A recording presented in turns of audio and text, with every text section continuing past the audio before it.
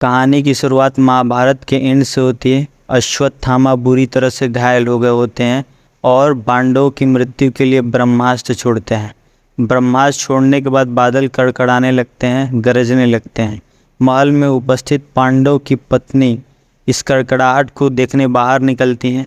उस समय यह ब्रह्मास्त्र उनके गर्भ से आकर टकरा जाता है। इधर श्री कृष्ण अश्वत्थामा के पास आते हैं और अश्वत्थामा अपने पिता द्रोणाचार्य के बदले के लिए श्री कृष्ण से युद्ध करता है और युद्ध में हारने के पश्चात वो अपने लिए मृत्युदंड मांगता है। तब श्री कृष्ण कहते हैं कि जब कलयुग में अत्याचार और पाप बढ़ जाएगा तब मैं 10वें अवतार कल्कि के रूप में जन्म लूँगा और जिस माँ के गर्भ में मैं पालन पोषण करूँगा उस समय तुम उस गर्भ की रक्षा करोगे। यह कहकर वो मणि छीन लेते और चले जाते हैं। फिल्म की कहानी को आगे बढ़ाया जाता है और काशी का सीन दिखाया जाता है और यह बताया जाता है कि काशी दुनिया का सबसे पहला और आखिरी शहर होता है। फिर काशी में 6000 साल बीतने के बाद एक युद्ध होता है क्लाइमेक्स और अन्य लोगों के बीच, जिसमें क्लाइमेक्स पूरी तरह से जीत हासिल कर लेता है। अब क्लाइमेक्स काशी पर शासन करने लगता है। क्लाइमेक्स का सुप्रीम काली होता है जो लड़कियों को इकट्ठा कर कर के लाता है और टेक्नोलॉजी की मदद से उनको प्रेग्नेंट करता है। संभल से कुछ लोग क्लाइमेक्स में आए होते हैं और ये देखते हैं कि किस प्रेग्नेंट लड़की के अंदर भगवान उपस्थित है और मणि की सहायता से उसे चेक करते हैं।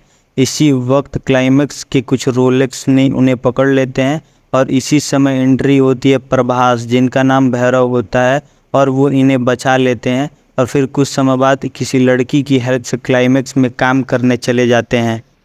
प्रेग्नेंट लड़कियों में जो लड़की 120 दिन से अधिक जिंदा रह जाती है उसका वो सीरम बनाना चाहता है और अपने बॉडी पे यूज करना चाहता है ताकि वो फिर से जवान हो जाए। लेकिन कोई भी लड़की 90 दिन से ज़्यादा जिंदा नहीं रह सकती थी क्योंकि उस टेक्नोलॉजी में बहुत विशाल विषाणु रहते हैं। उसी में उपस्थित दीपिका 5 महीने से प्रेग्नेंट होती हैं, लेकिन वो किसी को बताती नहीं हैं क्योंकि अगर वो किसी को बता देंगी तो उनका सीरम को बना के बच्चों और दीपिका दोनों को मार दिया जाएगा, इसीलिए वो डर के मारे बताते नहीं हैं। लेकिन अचानक से क्लाइमेक्स के लोगों को यह बात पता चल जाती है और दीपिका को पकड़ के उस टेक्नोलॉजी मशीन के पास सीरम बनाने के लिए लेके जाया जाता है और मशीन में फिट कर दिया जाता है। जैसे ही कुछ सेकंड बीतता है वैसे ही क्लाइमेक्स और उस मशीन की सारी लाइटें बंद हो जाती हैं। दीपिका पाइप के सहारे आग में गिरने ही वाली होती हैं, तब तक उनके दोस्त आकर उनको बचा लेती हैं। जैसे तैसे करके वो क्लाइमेक्स से बाहर आती हैं। फिर उनकी एक मुलाकात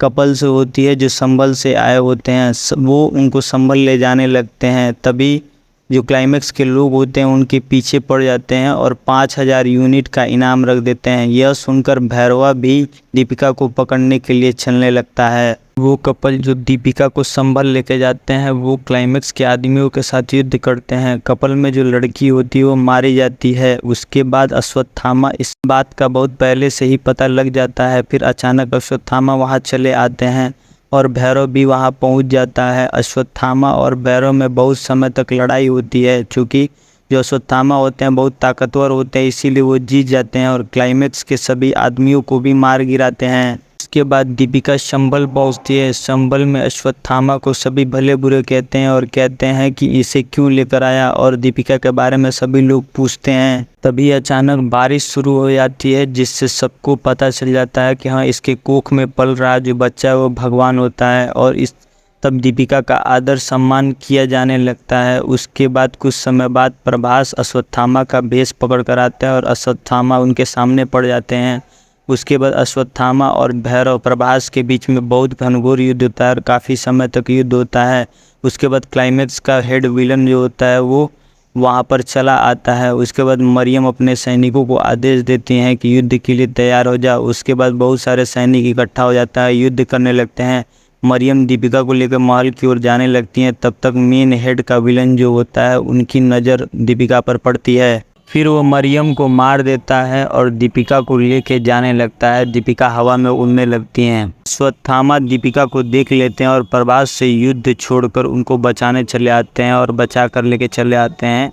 जैसे वो नीचे जहाज़ से आते हैं वैसे दीपिका पुल के नीचे लगती हैं गिरने। उसके बाद अश्वत्थामा उनके हाथ को पकड़ लेते हैं। कुछ समय बाद उनके हाथ भी छूट जाता है। तब प्रभास को अपने पूर्व जन्म की याद आती है और वो दौड़कर फिर दीपिका के हाथ को पकड़ लेते हैं। उसके बाद अश्वत्थामा प्रभास के पैर को पकड़ के ऊपर खींच लेते हैं और प्रभास को मारने लगते हैं। इससे विलन आ जाता है और अश्वत्थामा को जादुई रस्सी से पूरी तरह बांध देता है और दीपिका को फिर लेके जाने लगता है और अपने जहाज़ पर रख लेता है और लेके जाने लगता है।